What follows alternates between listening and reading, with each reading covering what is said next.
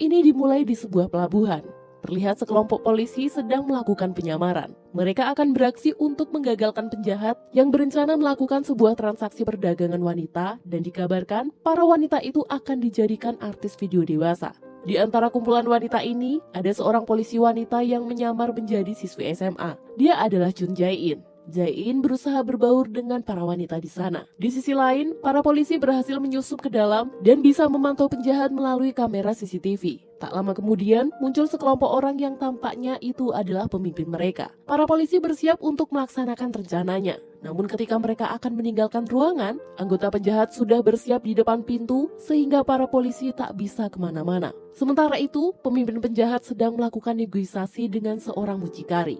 Di sana Jae-in mulai kebingungan karena bantuan dari teman-teman polisinya tidak kunjung datang. Jae-in yang merasa terdesak kemudian memutuskan untuk bertindak sendiri. Karena Jae-in berjuang sendirian, akhirnya dia mulai kewalahan.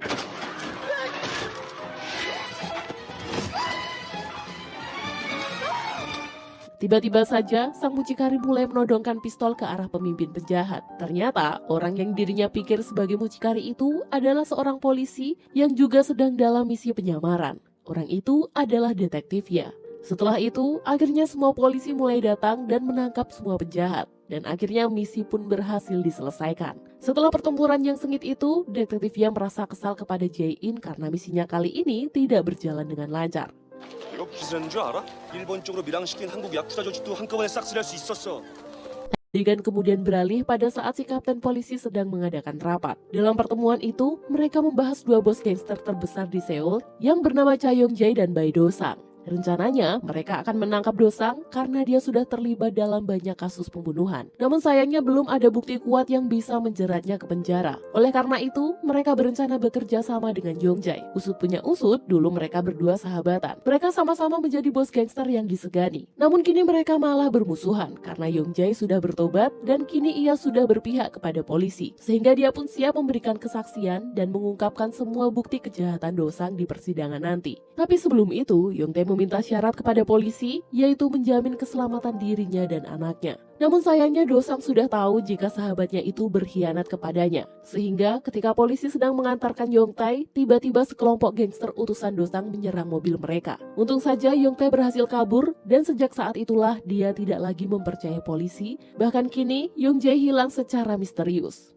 Dan untuk mengetahui jejak Yong-jae yang hilang, sang kapten memiliki rencana baru untuk menangkap Do-sang, yaitu dengan melakukan pendekatan kepada anaknya Yong-jae yang bernama Cha Sung-hye, dan dia ternyata masih SMA. Kemudian kapten berencana untuk menugaskan keponakannya, Jae-in. Ia diminta untuk menyamar sebagai siswa SMA dan memata-matai Sung-hye. Keesokan harinya, kapten langsung memerintahkan Jae-in untuk melanjutkan misi penyamarannya. Sebenarnya, Jae-in tidak ingin melakukannya karena dia sangat tidak suka kepada sekolah. 아니 저보고 그 지역 같은 데로 또 들어가라고요? 공부. Ditambah lagi, dulu Jae-in adalah siswa yang malas belajar dan tidak pernah meraih prestasi. Namun, karena ini adalah tugas negara, Jae-in tidak bisa menolaknya. Karena bisa-bisa dia dipecat secara tidak hormat oleh pihak kepolisian. Walaupun dengan berat hati, akhirnya dia setuju untuk menjalankan misi itu. Setibanya di sekolah, Jae-in memulai hari pertamanya sebagai siswa SMA. Saat dia memperkenalkan diri di kelas, Jae-in yang terbiasa dengan disiplin militer membuat Jae-in berbicara dengan sangat kaku. 전 제인입니다. Hal ini justru membuat seluruh kelas tertawa mendengarnya. Setelah itu Jae-in berjalan menuju kursi kosong di belakang dan dia melihat Sung-hye ada di kelas yang sama. Tapi siapa sangka Jae-in disambut dengan sandungan oleh Jo-hye. Ternyata dia ini merupakan ketua geng gadis di sekolah itu yang cukup ditakuti. Setelah guru meninggalkan kelas, Jae-in mencoba bertanya kepada teman sebangkunya yang bernama Soyoung. Namun Soyoung mulai menghina Jae-in dengan mengatakan bahwa Jae-in menderita penyakit penuaan dini padahal dia masih sekolah. Tidak terima dengan perlakuan itu, Jae-in membalas dengan mengatakan bahwa Soyoung mungkin menderita penyakit kanker payudara karena ukurannya tidak sesuai dengan umurnya saat ini. Karena tak terima, Soyoung langsung meninggalkan kelas dan memanggil dekengannya, yaitu Jo-hye beserta anggota gengnya. Jo-hye dengan sok jagoan mengancam Jae-in untuk menantangnya berduel. Karena tidak takut, Jae-in menyetujui tantangan itu. Tak butuh waktu lama, geng Jo-hye dengan mudah dikalahkan oleh Jae-in. Dan setelah itu Jae-in meminta mereka untuk tidak berurusan dengannya lagi. 야, 너 앞으로 주먹자랑 컨셉 버려라, 알았어? 예. 뭐라니? Bahkan, kejadian ini disaksikan oleh seluruh siswa. Dan sejak saat itu, Jae-in mulai disegani di sekolah. Selanjutnya, Jae-in mencoba mendekati Sung-hye yang sedang makan di kantin sendirian. Ia memberitahu Sung-hye kalau ia adalah murid baru dan ingin mengajaknya untuk berteman. Akan tetapi Sung-hye malah menghiraukannya dan pergi begitu saja. Padahal sebenarnya Sung-hye ini adalah seorang yang ceria. Namun semenjak kematian ibunya, dia menjadi pendiam. Tiba-tiba saja muncullah seorang pemuda bernama Kang-no yang juga merupakan murid baru di kelas mereka. Kang-no mengajak Jae-in untuk berkenalan. Sepertinya Jae-in malah terpesona melihat kegantengan Kang-no. Tak lama setelah itu, Soyoung datang dan meminta maaf kepada Jae-in. Sambil memberikan sebuah cek uang, di sini Soyoung memohon kepada Jae-in untuk menjadi dekengannya. Maklum saja, Soyoung ini merupakan anak orang kaya yang kemana-mana harus dilindungi supaya dia tidak dibully. Ketika di kelas, Kang-no terus memperhatikan tingkah Jae-in. Tentu saja ini membuat Jae-in jadi salting, dan semenjak ketemu dengan Sang-no, sikap Jae-in mulai berubah. Dari yang tadinya barbar, kini dia menjadi sedikit lembut. Saat pulang sekolah, Jae-in diantar ke apartemennya oleh rekan detektifnya yang bernama Kim. Apartemennya ini berada tepat di depan apartemen milik Sung-hye. Jadi Jae-in bisa mengawasi pergerakan Sung-hye kapan saja. Sebelum Kim pulang, dia memberikan catatan kepada Jae-in yang berisi fakta-fakta tentang Sung-hye. Pada malam itu, ketika Jae-in sedang asyik membaca buku catatan Sung-hye di balkon apartemen, tak disangka ada Kang-no di sana. 무슨 책이냐고. Ternyata kamar mereka sebelahan. Ini membuat Jae-in menjadi salah tingkah lagi. 너 근데 여기서 뭐 하는 거야? 나 여기 살아. Keesokan harinya, ada berita mencengangkan tentang Dosang. Ternyata dia terlibat kasus pembunuhan lagi. Dosang yang awalnya ditahan oleh kejaksaan, kini telah dibebaskan dari tuduhan pembunuhan. Hal ini disebabkan oleh bukti yang kurang kuat, sehingga polisi harus mencari bukti lain. Jadi selama proses ini, Dosang dilarang meninggalkan Korea.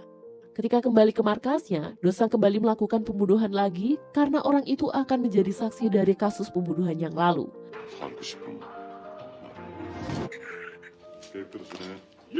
Setelah itu, ia memerintahkan seorang anak buahnya untuk mencari keberadaan Yongjae sebelum hari persidangan tiba.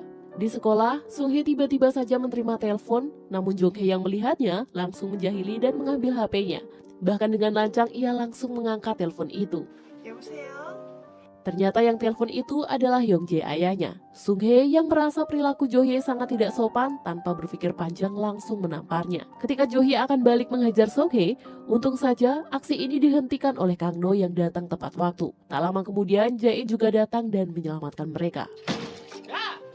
너 주먹질하는 컨셉 버리라고. Setelah itu Jae-in dan Soyoung sedang berada di area loker sekolah. Tiba-tiba saja Jo-hye dan gengnya datang. Jo-hye berniat ingin membalas dendam kepada Jae-in. Sampai-sampai dia membawa beberapa cowok untuk menghajarnya. Melihat keadaan ini, Jae-in tidak merasa takut sedikit pun. Geng Jo-hye menantang Jae-in untuk berduel di halaman sekolah setelah pelajaran selesai. Dan dengan penuh kepercayaan diri, Jae-in menerima tantangan itu. Sementara itu, Sung-hye sedang berada di toilet sendirian. Tiba-tiba saja ayahnya datang ke sekolah secara sembunyi-sembunyi. Di sini Yoongjun meminta Sung-hye untuk melanjutkan sekolah di luar negeri saja. Namun ajakan itu langsung ditolak oleh Sung-hye. Di sisi lain, Jae-in mulai mengetahui jika Youngjae ada di sekolah dan memutuskan untuk mengejar Youngjae. Setelah itu, Jae-in mengabari Kapten dan Kim yang sedang memantau situasi sekitar. Namun sayangnya, Kim tampaknya terlalu asyik bermain game, sehingga dia tidak memperhatikan kamera CCTV, jadi dia tidak tahu pergerakan Youngjae. Karena kesal, Jae-in memutuskan untuk mengejar Youngjae sendirian. Ketika sedang mengejar Youngjae, tanpa sengaja dia malah melewati segerombolan geng Jo-hye yang menantang Jae-in untuk bertarung. Akhirnya mereka berusaha mengejarnya, tapi Jae-in berhasil melompati pagar dan meloloskan diri. Sementara itu, Kapten dan Kim bergegas mengikuti Youngjae menggunakan mobil mereka. Sayangnya, Jae-in kehilangan jejak Youngjae. Kemudian dia menemui Kapten dan menceritakan semuanya jika dia telah gagal mengejar Youngjae. Di sini akhirnya sang Kapten memiliki ide agar Jae-in bisa bersahabat dengan Sung-jae, yaitu dengan cara menyewa beberapa orang jahat untuk mengganggu Sung-hye. Dan setelah itu, Jae-in muncul dan berpura-pura menyelamatkannya dengan harapan setelah insiden ini Sung-hye akan berterima kasih dan bersedia berteman dengan Jae-in. Akhirnya ide pun disetujui oleh Jae-in. Keesokan harinya, sepulang sekolah, ketika dia sedang mengamati Sung-hye, tiba-tiba geng Jo-hye datang menghampiri Jae-in untuk mengajaknya duel. Namun karena Jae-in buru-buru, dia meminta untuk menunda perkelahian sampai hari esok. Namun geng Jo-hye menolak permintaan itu dan ia ingin menyelesaikan sekarang juga. Dengan terpaksa, Jae-in pun langsung menghajar mereka semua.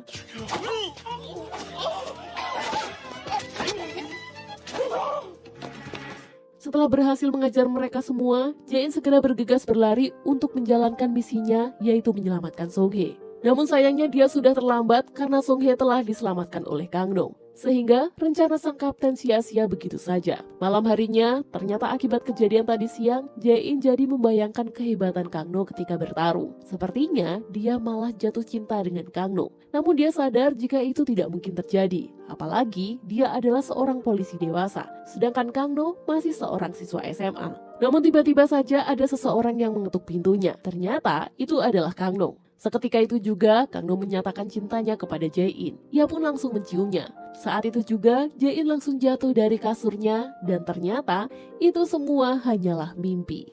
아니, 우리 이러면 안 돼. 미쳤어.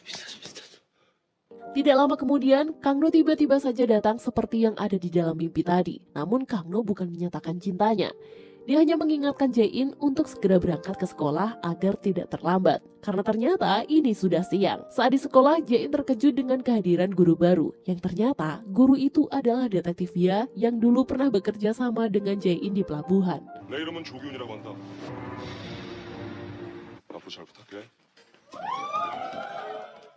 Melihat itu, Jae-in tak terima dan menemui sang kapten untuk menyatakan bahwa dia tidak ingin ada detektif Ya ikut terlibat dalam misi ini. Namun kapten mengatakan bahwa tugas negara tidak bisa ditolak dan Jae-in harus bekerja sama dengan detektif Ya untuk mencari keberadaan Yongjae. Sementara itu, Dosang menanyakan keberadaan Yongjae kepada anak buahnya, tetapi mereka belum bisa menemukannya. Tentu saja ini membuat Dosang kesal dan menyuruh anak buahnya untuk segera menemukan Yongjae. Di sisi lain, Soyoung melihat Jae-in menerima sejumlah uang dari Om-om, padahal sebenarnya pria itu adalah pamannya sendiri. Soyoung mengira bahwa Jae-in ini telah menjadi cewek bookingan.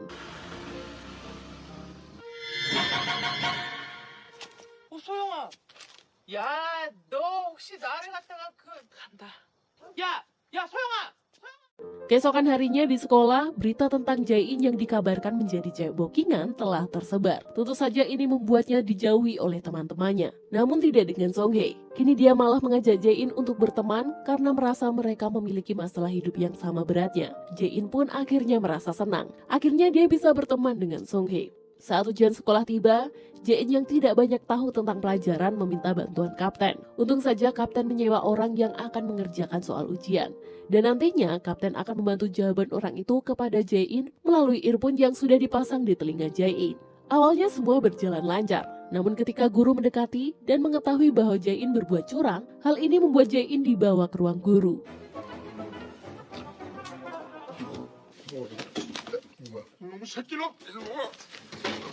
Di sana Jae-in dimarahi habis-habisan. Ketika keadaan sudah sangat mendesak, Jae-in yang tak dapat berbuat banyak akhirnya mengaku jika ia sebenarnya adalah polisi yang sedang menyamar. Tak lama setelah itu, sang kapten datang dan menunjukkan lisensi polisinya. Mengetahui hal itu, Pak Guru mendukung misi mereka berdua. Di malam hari, Song-hye terkejut menemukan surat dari ayahnya di meja. Ayahnya berencana akan meninggalkan Korea untuk selamanya dan meminta Song-hye untuk menemuinya terakhir kali sebelum pergi. Tentu saja, ini membuat Song-hye merasa sedih. Kemudian dia pergi menemui Jae-in untuk curhat dengannya. Di sana, Jae-in mencoba menenangkannya dan mengatakan jika Song-hye beruntung masih punya ayah, sedangkan dirinya sudah tidak punya siapa-siapa sejak kecil. Keesokan harinya, Jae-in yang sudah mengetahui keberadaan Yongjae mulai berangkat ke bandara bersama kapten. Di sana terlihat Yongjae sedang menunggu Song-hye untuk berpamitan. Tiba-tiba saja, anak buah Dosang datang untuk menangkapnya. Karena panik, Yongjae langsung lari dan pada akhirnya Yongjae terkepung oleh anak buah Dosang dan tim kepolisian. Tak lama setelah itu, muncul seseorang dengan motor yang ternyata akan menyelamatkan Yongjae. Dia membuat asap dari knalpot motornya, dan saat itu juga Yongjae dapat meloloskan diri. Tetapi ketika mau kabur, dia tertembak oleh detektif Ya dan membuatnya jatuh.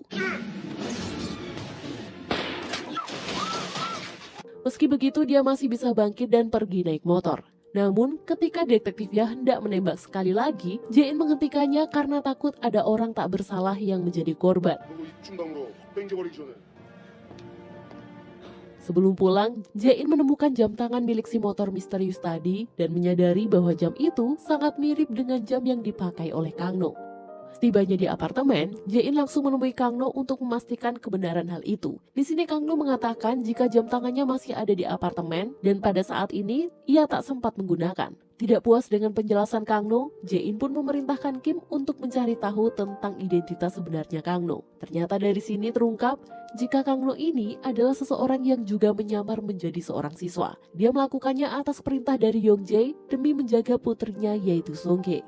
Keesokan harinya di sekolah, setelah mengetahui hal ini, Jae-in meminta maaf kepada Song-hye karena telah berbohong bahwa dia adalah siswa SMA. Padahal sebenarnya, ia adalah seorang polisi yang sedang menyamar. Mendengar hal ini membuat Song-hye kecewa, akan tetapi dia berjanji akan memaafkannya jika Jae-in tetap mau menjaganya dari orang-orang jahat. 아버지가 증언을 약속하면 공수를 요청했어요. Pada malam hari, Jae-in menerima kabar bahwa kapten telah ditusuk oleh seseorang.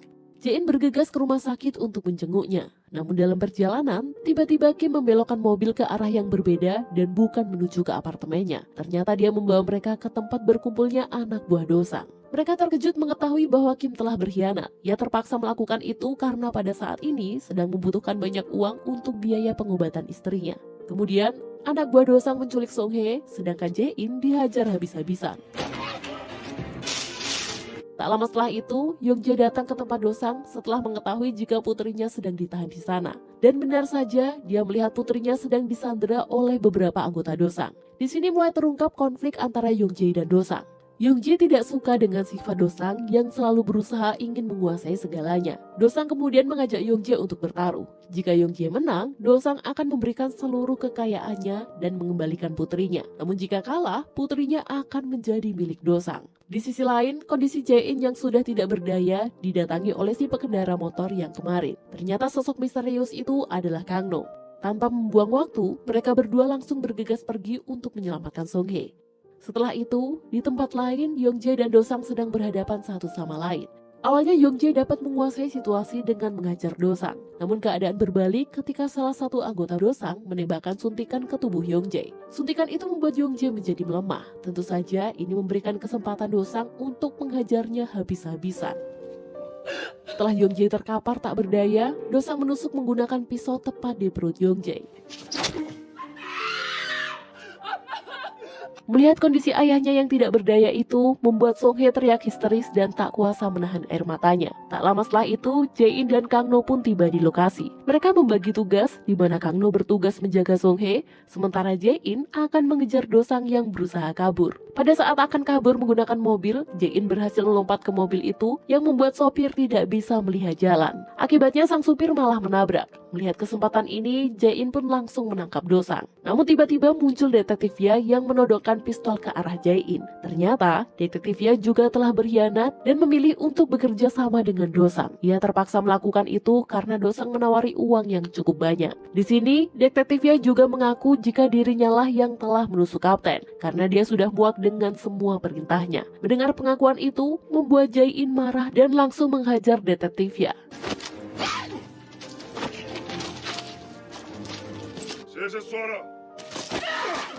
Di sisi lain, Kang No juga sedang berjuang keras untuk melindungi Song-hye dan ayahnya. Pada akhirnya mereka berhasil memenangkan pertarungan. Para polisi pun akhirnya datang dan mereka masih bisa menyelamatkan Yong-jae yang ternyata masih hidup meskipun sudah sangat kritis. Di tengah keadaan itu, Jae-in masih merasa kesal dengan Kim yang telah berkhianat. Tiba-tiba, salah satu petugas polisi datang dan memberikan kabar bahwa pamannya, si kapten, sudah sadar. Kabar itu tentu saja membuat Jae-in merasa lega, karena pamannya ini merupakan satu-satunya keluarga yang dia miliki. Sementara itu, Kang No tampaknya memilih untuk menjauh dari keramaian dan pergi sendiri. Di akhir film, kita melihat Jae-in kembali menyamar. Kali ini, dia menyamar menjadi seorang biarawati. Namun ketika ia sedang asyik mengejar targetnya, tiba-tiba saja targetnya dicegat oleh seseorang hingga membuatnya terjatuh. Dan ternyata, orang yang mencegat itu adalah Kang No. Dan film pun tamat.